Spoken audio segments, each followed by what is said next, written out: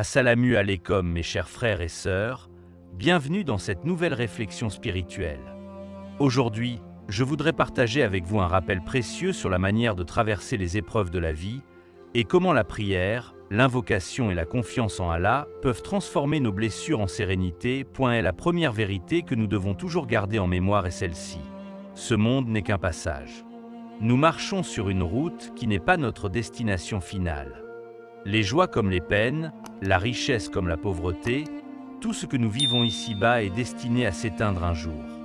La vie n'est pas éternelle, elle est une épreuve, un test qui révèle notre patience et notre foi. Allah nous le rappelle dans le Coran. La vie d'ici-bas n'est que jeu, amusement, parure, rivalité entre vous et course à l'accumulation des richesses et des enfants. Puis elle devient comme une herbe qui pousse. Elle réjouit les cultivateurs, puis elle se fane, et tu la vois jaunir, puis elle devient des débris. Sourate Al-Hadid, v.20. Ce verset nous montre que la valeur de la vie n'est pas dans ce que nous accumulons, mais dans la manière dont nous faisons face à ces tempêtes. Car ce qui restera vraiment, ce n'est pas notre argent, ni nos biens, mais notre foi, notre patience et notre reliance à Allah. Avant de commencer cette vidéo, n'oubliez pas de liker cette vidéo, car cela nous donne beaucoup de force pour continuer à partager du contenu bénéfique. Et je vous invite à vous abonner à notre chaîne et d'activer la cloche de notification pour rester informé de nos prochaines publications sur la foi islamique. Partagez-la avec vos proches et laissez un commentaire pour me dire ce que vous en pensez. Merci et bonne vidéo. La vie est un passage éphémère, nous traversons ce monde comme des voyageurs qui s'arrêtent un instant sous l'ombre d'un arbre avant de reprendre la route. Rien ici n'est éternel, ni nos joies ni nos peines, ni nos richesses ni nos pertes. Tout est destiné à disparaître, à se transformer ou à s'éteindre. Nous pensons souvent que ce qui nous entoure est solide, stable et permanent, mais en réalité, ce monde est semblable à une illusion passagère. La santé peut se transformer en maladie, la fortune en pauvreté, le bonheur en tristesse. Rien ne nous appartient vraiment, car tout est prêté par celui qui nous a créés. C'est pourquoi le croyant doit toujours garder en tête que la véritable valeur de son existence ne réside pas dans ce qu'il accumule matériellement, mais dans la manière dont il fait face aux épreuves.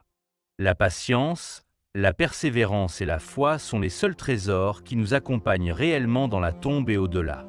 Ce monde n'est pas notre demeure définitive, il n'est qu'un champ de test où chaque instant, chaque difficulté, chaque bénédiction est une occasion de se rapprocher d'Allah. Il est facile de se laisser tromper par l'éclat des biens éphémères. Certains se consument dans la quête de richesse, d'autres dans la recherche de gloire ou de plaisir, mais tout cela est fragile comme un château de sable balayé par les vagues. Le croyant, lui, doit garder les yeux fixés sur son véritable objectif, l'au-delà. Car ce monde n'est rien d'autre qu'un passage, une route qui mène vers la rencontre avec Allah. Allah nous le rappelle dans son livre. La vie d'ici-bas n'est qu'un jeu, une distraction, une parure, une course à l'orgueil entre vous et une rivalité dans l'acquisition des richesses et des enfants. Elle est semblable à une pluie qui fait pousser une végétation qui émerveille les cultivateurs. Puis elle se fane et tu la vois jaunir. Ensuite elle devient des débris. Sourate Al-Hadid, v.20. Cette image puissante nous montre à quel point nos vies, nos succès et nos possessions sont destinés à disparaître. Celui qui le comprend avance dans ce monde le cœur léger, détaché des illusions, concentré sur ce qui dure, son lien avec son Créateur. La fragilité de l'être humain aime planifier, organiser et imaginer son avenir. Nous faisons des projets, nous fixons des objectifs, nous croyons parfois avoir le contrôle sur nos vies. Pourtant, il suffit d'un seul événement, d'une seule épreuve imprévue, pour que tout bascule. Une maladie soudaine, une perte inattendue, une difficulté financière, et voilà que nos certitudes s'effondrent comme un château de cartes. Cette fragilité n'est pas un signe de faiblesse, mais une réalité que nous devons accepter. Nous ne maîtrisons presque rien. Cette vérité n'est pas destinée à nous décourager, mais à nous ramener à l'essentiel. Seul Allah détient les clés du destin. Lui seul sait ce qui est caché derrière une difficulté. Là où nous voyons une douleur, il a placé une sagesse. Là où nous ressentons une injustice, il a préparé une élévation. L'épreuve devient alors une porte par laquelle le croyant se rapproche de son Seigneur. En déposant son fardeau entre ses mains, il arrive que personne autour de nous ne comprenne réellement ce que nous traversons. Même nos proches peuvent être incapables de saisir l'intensité de notre douleur.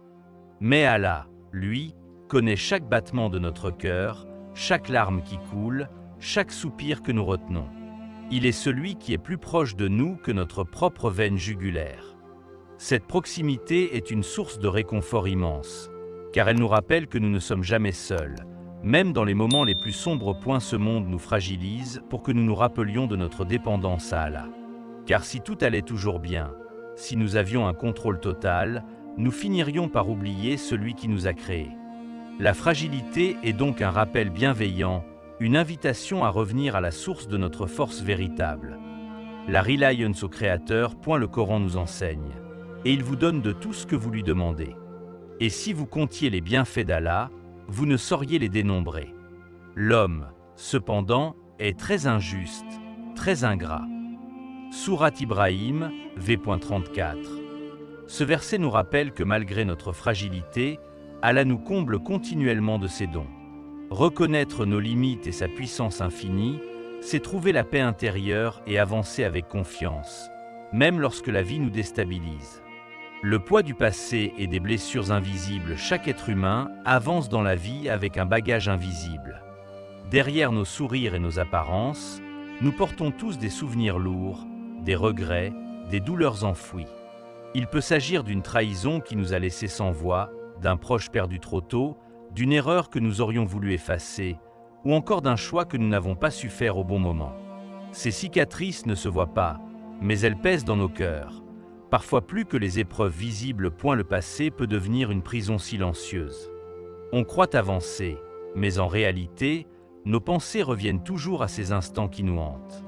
Parfois, une odeur, une parole, un lieu suffit à raviver une blessure que nous pensions refermer. Cette douleur peut nous empêcher de sourire pleinement, de vivre le présent avec légèreté. Pourtant, elle fait partie de ce que signifie être humain. Fragile, imparfait et profondément sensible, même les plus grands ont porté ces cicatrices. Le prophète lui-même a vécu des pertes immenses. Son père, sa mère, son grand-père, son oncle, son épouse bien-aimée Khadija. Ces blessures auraient pu le briser, mais au contraire, elles ont renforcé son lien avec Allah. C'est dans la prière et dans la prosternation qu'il a trouvé la force de continuer. Cela nous montre que nos blessures ne sont pas une fin, mais une passerelle qui peut nous rapprocher de notre Créateur. Le problème n'est pas le poids du passé, mais la manière dont nous choisissons de le porter. Certains se noient dans leurs regrets, d'autres trouvent dans leur douleur une énergie nouvelle pour avancer. Et si nous confions ces fardeaux à Allah, nos blessures deviennent des leçons, nos cicatrices deviennent des marques de résilience. Car lui seul connaît la profondeur de nos chagrins, et lui seul est capable de transformer un cœur brisé en un cœur apaisé. Le Coran nous réconforte avec ces paroles sublimes. Ne t'afflige pas. Certes, Allah est avec nous. Sourate At-Tawbah, v.40. Ces mots sont une promesse divine. Peu importe le poids de nos blessures, nous ne sommes jamais seuls. Le passé n'a pas pour mission de nous écraser, mais de nous rappeler que derrière chaque douleur, il y a une main tendue, celle d'Allah, prête à nous relever. La solitude et le vide intérieur, il existe une solitude qui ne dépend pas du nombre de personnes autour de nous.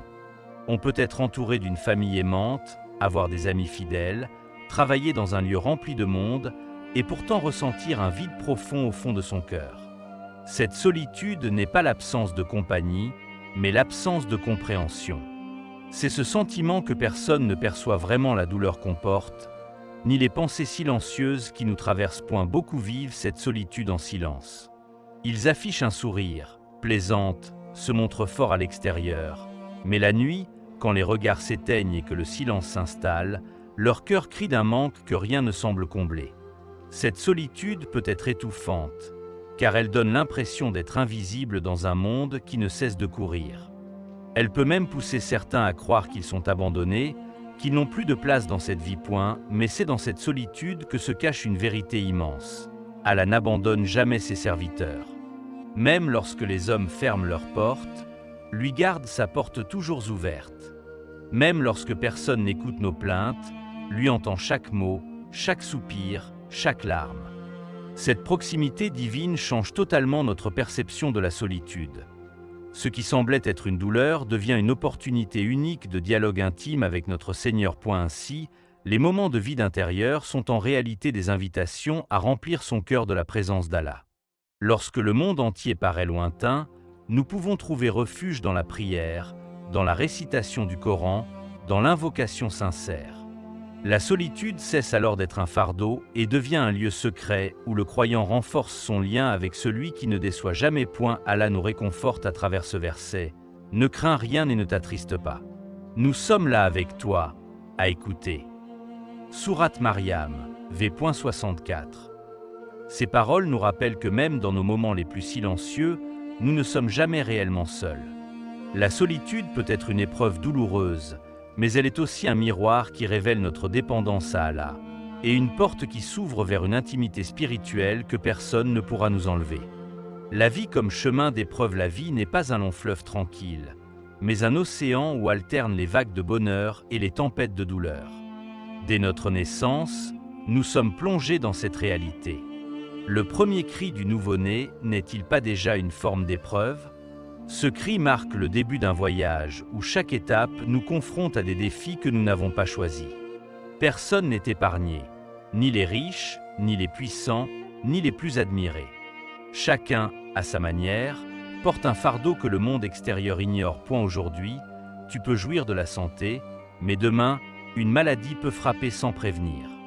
Aujourd'hui, tu peux avoir des amis, une famille, une stabilité, mais demain, une séparation, une trahison ou même la mort peuvent bouleverser ton équilibre.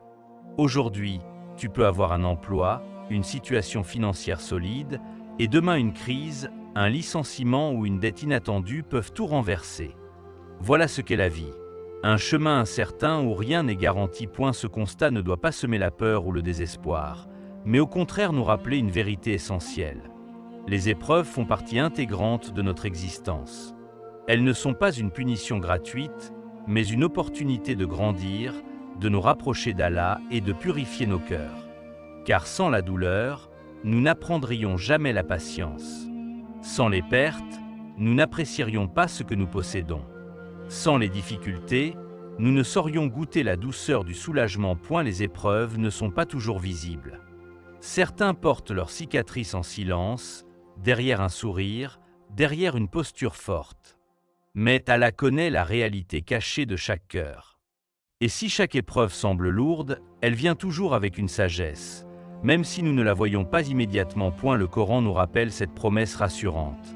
Certes, avec la difficulté est une facilité. Sourate Ash-Shar, v.6. Ce verset est une lumière pour chaque croyant. Il ne nie pas la difficulté, mais il promet qu'elle n'est jamais seule. Elle est accompagnée d'une facilité, d'une issue, d'un soulagement. Comprendre cela change notre vision. Nous n'avançons pas pour éviter les épreuves, mais pour apprendre à les traverser avec patience et confiance. La vie devient alors un terrain d'apprentissage, un chemin où chaque obstacle est une occasion de se rapprocher davantage de notre Créateur. La sagesse derrière les épreuves et l'importance de l'espoir. Il est difficile de comprendre la douleur lorsqu'on est plongé en plein cœur de l'épreuve. Le chagrin semble sans fin, la tristesse paraît écrasante, et l'on se demande souvent « Pourquoi moi ? Pourquoi maintenant ?» Pourtant, derrière chaque difficulté se cache une sagesse, parfois invisible à nos yeux, mais connue de celui qui ne se trompe jamais. Les épreuves ne viennent pas pour détruire le croyant, elles viennent pour l'élever, le purifier, lui rappeler la valeur des bienfaits qu'il oublie trop souvent. Car sans connaître la faim, comment apprécier la nourriture? Sans connaître la maladie, comment savourer la santé? Sans traverser la tristesse, comment goûter à la douceur de la joie? Les épreuves donnent un goût particulier aux bénédictions, elles les rendent plus précieuses et plus intenses. Ce qui semble une perte peut en réalité être une protection. Ce qui paraît une injustice peut cacher une immense miséricorde. Mais au-delà de cette sagesse cachée, il y a une force qui maintient l'être humain debout, l'espoir. L'espoir est cette lumière fragile qui brille même dans l'obscurité la plus épaisse. C'est cette voix intérieure qui dit « Tiens bon, demain sera meilleur ». Et cet espoir n'est pas une illusion, c'est un don divin, un signe que malgré les tempêtes, Allah n'abandonne jamais ses serviteurs. L'espoir est ce qui empêche le cœur de s'éteindre et l'âme de sombrer, c'est pourquoi même dans la douleur, le croyant garde confiance. Il sait que la vie est une succession de tests et que chaque difficulté est accompagnée d'une issue. Il sait que son Seigneur n'impose à aucune âme une charge supérieure à ce qu'elle peut porter. Et il avance, pas à pas, avec patience et confiance, parce qu'il sait que la miséricorde d'Allah est toujours plus grande que ses épreuves. Le Coran nous apporte ce réconfort inestimable. Allah n'impose à aucune âme une charge supérieure à sa capacité. Sourate Al-Baqarah, v. 286. Ces mots sont une promesse et une consolation. Rien de ce que tu traverses n'est au-dessus de tes forces. Chaque douleur est mesurée. Chaque épreuve est accompagnée d'une force intérieure donnée par Allah. L'espoir devient alors une arme puissante, un rappel constant que la nuit, si longue soit-elle, finit toujours par laisser place à l'aube. La puissance de la prosternation et de la prière nocturne, il existe un moment unique dans la vie du croyant, celui où son front touche la terre dans la prosternation. C'est l'instant où tout disparaît autour de lui, les soucis, les peurs, les regrets, pour ne laisser place qu'à une proximité intime avec son Seigneur.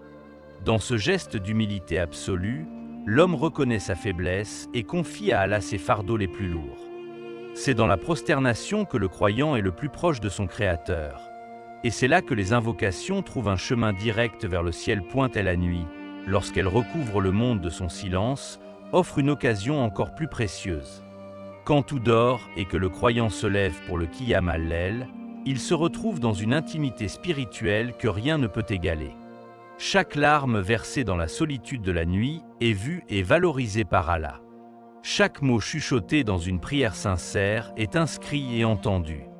Dans ces instants, la douleur se transforme en sérénité et le cœur brisé se répare au contact de la miséricorde divine. Le prophète a dit : le moment où le serviteur est le plus proche de son Seigneur est lorsqu'il est prosterné, alors multipliez les invocations. Ce hadith illustre à quel point la prosternation n'est pas seulement un geste, mais une clé qui ouvre les portes de l'apaisement et du soulagement. Celui qui s'y réfugie y trouve la réponse à ses inquiétudes et la lumière dans ses ténèbres. Et la prière de la nuit est décrite dans le Coran comme un acte noble, qui purifie l'âme et rapproche le cœur d'Allah. Et dans une partie de la nuit, prie encore en plus de ce que tu dois. Peut-être ton Seigneur t'élèvera-t-il à une position de gloire. Sourate Al-Isra, v. 79. Ces paroles divines rappellent que se lever la nuit pour prier n'est pas un effort vain, mais une élévation, un honneur accordé à ceux qui cherchent la proximité d'Allah. La prosternation et la prière nocturne ne sont pas seulement des actes de culte, elles sont une thérapie de l'âme, un refuge contre les blessures invisibles et une lumière qui éclaire le chemin du croyant dans ses moments les plus sombres. L'invocation pour nos proches, parmi les plus grandes marques de gratitude et de piété qu'un croyant puisse offrir, se trouve l'invocation pour ses proches. Nos parents, nos frères et sœurs, nos amis, et tous ceux qui ont marqué notre vie méritent de rester dans nos prières. Car les relations humaines ne s'arrêtent pas aux limites de ce monde, elles se prolongent jusque dans l'au-delà par le lien de la foi et de l'invocation sincère. Les parents, en particulier, occupent une place unique. Leur amour, leur sacrifice silencieux, leurs nuits blanches et leurs prières pour nous ne peuvent jamais être totalement récompensés. Même lorsque nous grandissons et prenons nos distances, leurs invocations continuent de nous protéger sans que nous en soyons conscients. Leur droit sur nous est immense, et la meilleure manière de leur rendre hommage est de lever nos mains pour demander à Allah de les couvrir de sa miséricorde et de sa lumière. Mais au-delà des parents, il y a aussi ces proches que nous avons perdus trop tôt, ces amis partis dans le silence, ces compagnons de vie dont l'absence nous blesse encore. Le croyant ne se contente pas de pleurer ses morts, il prie pour eux. Car chaque invocation est un cadeau qui leur parvient dans la tombe comme une lumière qui apaise leur repos. Même après leur départ, notre amour continue de leur être utile par nos prières. Les invocations pour nos proches sont également une façon de purifier notre propre cœur. Car lorsque nous demandons pour eux la santé, la protection, le pardon ou le paradis, Allah répond souvent en nous accordant aussi de ses faveurs. Prier pour les autres, c'est en réalité semer la miséricorde dans nos propres vies. Allah nous rappelle dans le Coran une invocation magnifique. Seigneur, pardonne-moi ainsi qu'à mes parents et à tous les croyants, le jour où aura lieu le jugement. Sourate Ibrahim, v.41. Ces paroles universelles nous enseignent que l'amour véritable ne se limite pas à ce monde. Prier pour nos proches, c'est prolonger ce lien au-delà du temps et de l'espace, et inscrire notre attachement dans l'éternité. Ainsi, chaque invocation devient une preuve de gratitude, d'amour et de foi, reliant nos cœurs à ceux que nous aimons et à celui qui les protège mieux que nous ne le pourrons jamais. Croissant de lune, conclusion mes frères et sœurs, la vie est remplie de défis, mais elle est aussi pleine de promesses divines. Derrière chaque douleur se cache une sagesse, et derrière chaque épreuve se trouve une facilité. Ne perdez jamais espoir, car Allah est plus proche de vous que votre souffle. Multipliez vos prosternations, vos prières et vos invocations, et vous découvrirez une sérénité que rien d'autre ne peut vous offrir. Certes, avec la difficulté vient la facilité. Sourate Ash-Shar, v.6. Ô Allah, accorde à chacun de nous la patience dans l'épreuve, la gratitude dans la bénédiction et la force de marcher sur ton chemin jusqu'à la fin. Protège nos cœurs des désespoirs, illumine nos vies par ta miséricorde et réunis-nous parmi ceux que tu aimes dans ce monde et dans l'au-delà. Amin. Si cette vidéo vous a été utile, partagez-la avec vos proches et laissez un commentaire pour me dire ce que vous avez appris. Votre soutien contribue grandement à diffuser le message et à développer cette communauté. Barakallahu fikoum.